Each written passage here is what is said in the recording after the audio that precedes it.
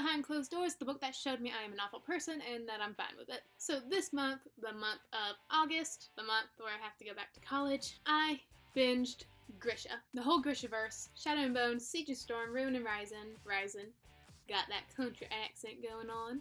Ruin and Rising, Six of Crows, Crooked Kingdom, and right now I'm on King of Scars. I'm not really liking it that much, which hurts because it's from a certain someone's. It's his story. But anyways, when I had just finished reading Six of Crows and should have been reading Crooked Kingdom, I had the urge to, just kind of step back a little, read a little something else so I can get really into Crooked Kingdom. I needed a palate cleanser, basically, and I found a really good one.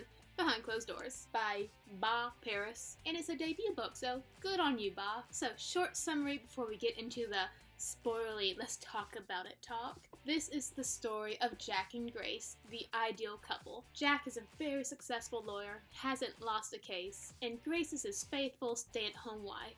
But the thing is, you can't have Jack without Grace. They're inseparable. He helps her out in the kitchen. She helps him out with all his parties. He escorts her to the bathroom like a proper gentleman. And he, as a defender for abused women in his court cases, he is a saint. He has agreed to take care of Grace's 18-year-old sister, Millie, who has Down syndrome. As soon as she's done with her school that helps her, she's gonna come home and they're all just gonna be one big happy family. But is something amiss? Is the way they can't seem to be separated not so perfect? Not so caring as everyone thinks it is? Yes! Is it the perfect marriage or the perfect lie? It's a lie. So first things first, this book, instead of having chapter numbers, it's alternating between past chapters or chapters told in the past, like flashbacks, to present chapters, what's happening right now. The present chapters start out and oh, they're so sweet. They're all together. Millie's gonna come over and Jack's gonna take care of his best girls, basically. But again, the alarm bells are ringing. Something is off.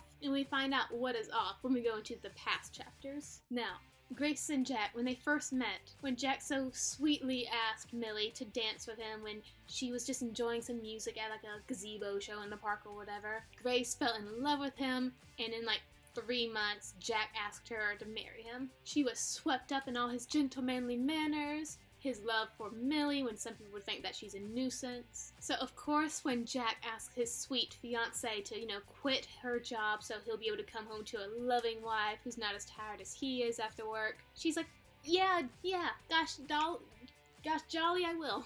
Mistake. This guy Jack is a manipulative, mean man. So mean. So devious and calculating.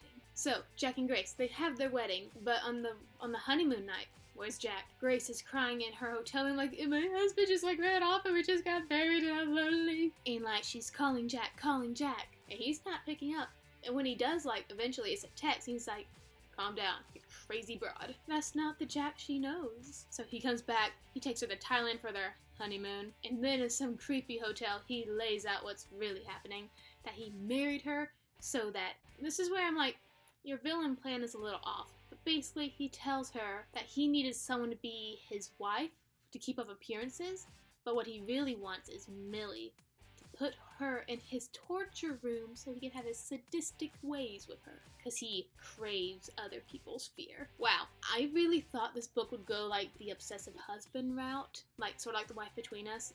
It didn't. It went the indifferent husband route, who wants to strip you of your psyche, have you a screaming ball just huddled up in the corner. He could have.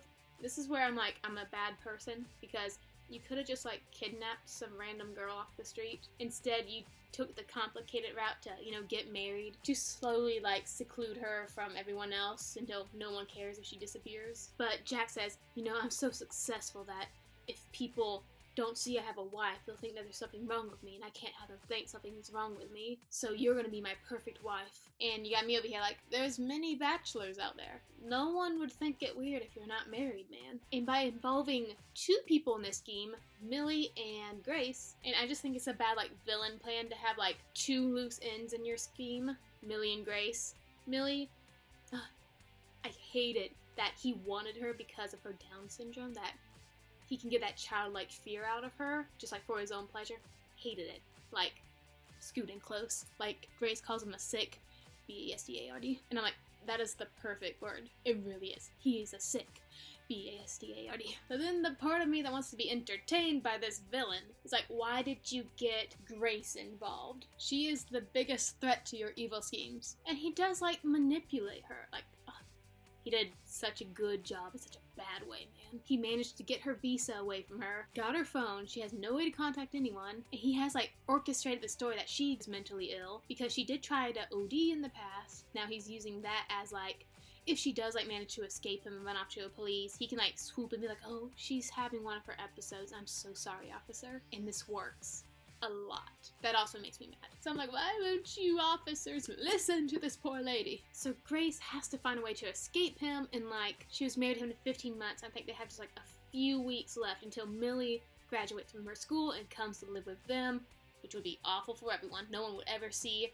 Grace and Millie again because they'd be in the torture room. So it's up to Grace to escape, but she can't because he's so smart. She is with him for 15 months, and when they're out and about, you know, hosting parties, being that perfect couple that he wants to, like, build up that image as, he never leaves her side. She can't get a word into anyone about what's going on because if she messes up, he punishes her, either by not letting her see Millie or the basement. The punishment started off kind of mild at first. Like, she has her own little room, and it had, like, furniture in the beginning, but each time she would misbehave or try to escape, he'd take something out of the room, and now she just has a bed and a bathroom. That's it. And that's where he leaves her when he doesn't need her. All day in a bedroom with no entertainment. Woo! I would've went crazy. And I think, like, he wanted Millie for, like, the physical torture, but he enjoys having Grace around for the mental torture. He played mind games and did so many tricks on Grace, like,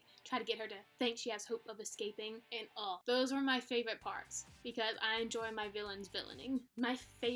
One of my favorite parts are when they're just, like, out in public, and, you know, they're being that sweet couple, and they're talking to each other, but everything's like a double entendre. Like, oh, Sarah, you should talk to Grace about all the fun dresses she makes. That's like, that's him, like, referencing when she was begging to have, like, different pajamas to wear because he gave her black pajamas, you know, despair and death and whatnot. And he was like, I'm not getting you new pajamas. You can wear the curtains for all I care. And, like, she did. Like, she wrapped it around her like a sarong, and he didn't think that was funny at all. So he took the curtains and took something else out of her room and punished her for it. And then when people are like, oh, we're so excited that you guys will have Millie over soon. What color her bedroom's gonna be? He's like, red, referencing the torture room. And that just makes Grace cry. And I'm like, in this book, I was, like, trying to find my way out. Like, if I was Grace, I was like, okay, how would I escape? And I figured in the end I'd just stab myself in the thigh or something, be like, hospital, please, I need a hospital. Like, in front of other people at a party, so someone would call 911. It probably wouldn't work. Yeah, they charged me with many mental stuff. So I felt Grace's helplessness, her need to not endanger Millie and, like, sort of give in to him, but also to rebel. Like, she tried to hit him in the head with wine glass. I'm like, good job. Good.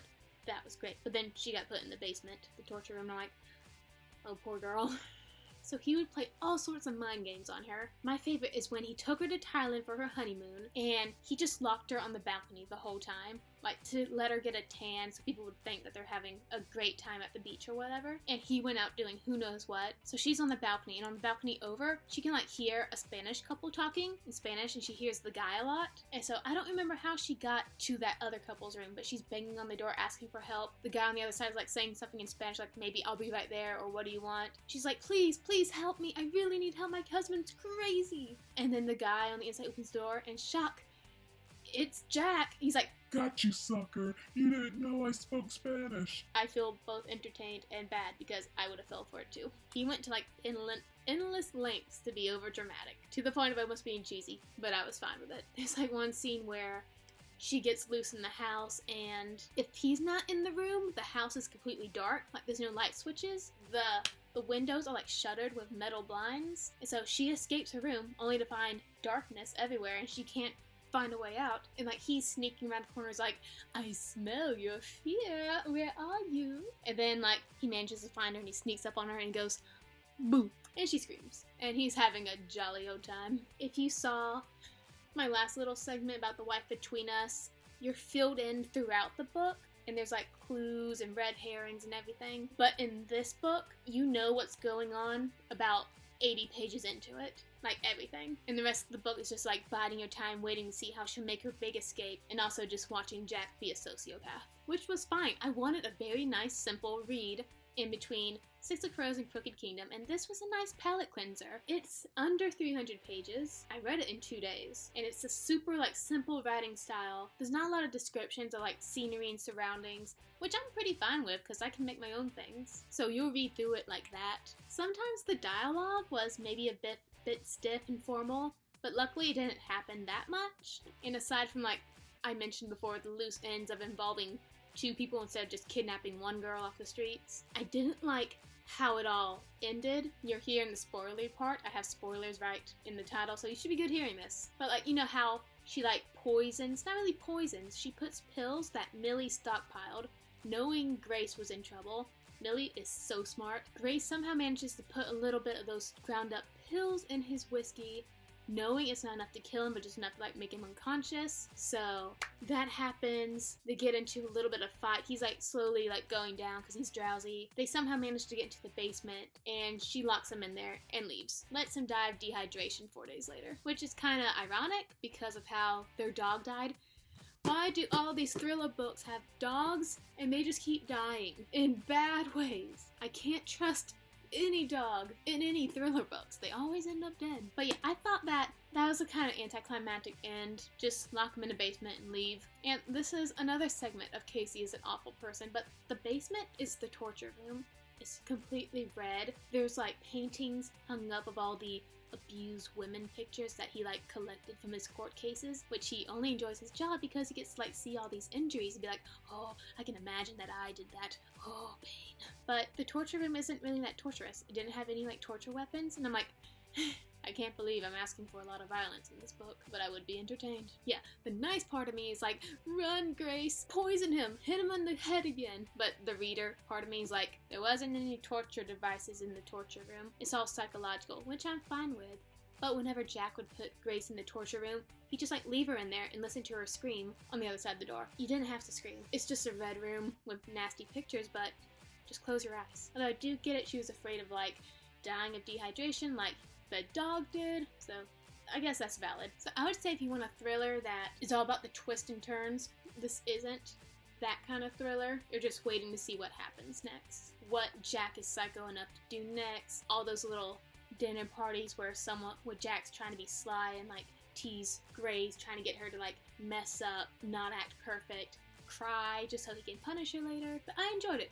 Very good palate cleanser book. Simple, not sweet, sinister. Because Jack is a sick B-A-C-A-R-D. This is kid-friendly. I don't say cuss words, I spell them. It made me feel mad, like, at the world. Like, how oblivious people can be to something like this. Even though Jack himself is, like, really sneaky and can cover up basically everything. But he manages to convince the doctor that Grace eventually does see that, oh, she's just psychotic. Like, she's on meds, whatever. Don't listen to anything she says. He manages to do the same to police officers. Don't listen to her. Like, I don't think people should go off that. They should hear the crazy person's things, too. Take what they're saying, like, they're really in trouble. And, like, find out for yourself if it's true. I'm like, ugh. I hope people don't do this, like, law enforcement. I hope they don't do that in real life. Well, guys, that was my talk/discussion/view/summary on Behind Closed Doors. I would say go give it a read. I give it 3.5. Read it in between some really big heavy book.